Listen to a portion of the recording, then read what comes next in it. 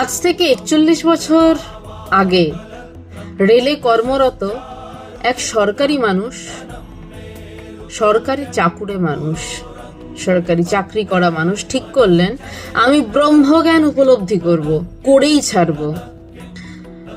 তার আগে প্রিপারেশন তো চলছিলই। যে কোনো রান্না কড়াই থেকে নামাতে গেলে তার আগে প্রিপারেশন আছে, সবজি কাটা আছে, আনাজ কাটা আছে, সেগুলোকে তেলে ভাজা রয়েছে, সেই প্রিপারেশন চলছিল তার পরম পূজনীয় গুরুদেব স্বামী পবিত্রানন্দজির কাছে গত 6 বছর ধরে। কিন্তু আর যেন দেরি সয় না, এবার রান্না নামাতেই হবে। সেই মানুষটি এবার অফিস থেকে ছুটি নিলেন 7 দিনের, যে এবার আমি ব্রহ্মজ্ঞান লাভ করবই। কোনোদিন ইতিহাসে শুনেছেন এমন কথা যে আমি এই কদিনের মধ্যে ব্রহ্মজ্ঞানের মতন বিষয় লাভ করবই? এবং সে সংসারী একজন মানুষ, তার মেয়ে রয়েছে, তার স্ত্রী রয়েছে।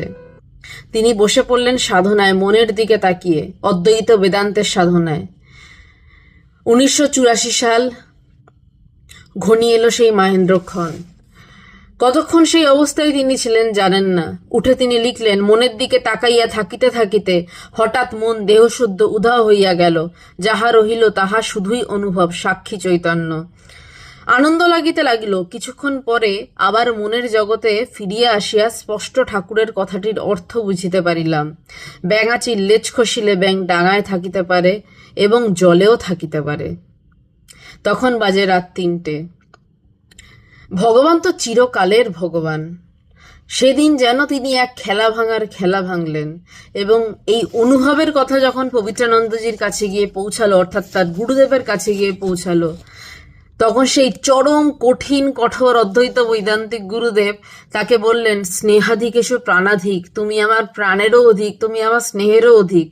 এবং তিনি লিখলেন, তোমার সিদ্ধির সংবাদ পাইয়া চক্ষু জলে ভরিয়া গেল। এবং তার সাথে আর একটা লাইন লিখলেন যে সিদ্ধের মন চিত্ত দেহ সব চিন্ময় হইয়া যায়, অর্থাৎ পরার্থে নিয়োজিত হয়। ডাইরেক্টলি বললেন না তোমার জীবন পরার্থে। ভগবান সারাটা জীবন এবং এখনো গুরুদেবের আদেশ পালন করে চলেছেন, কারণ তিনি গুরুদেবকে যে কথা দিয়েছিলেন এটার পর, আমি কেবল তোমারই, আমি কেবল তোমারই, আমি কেবল তোমারই। জয় ভগবান।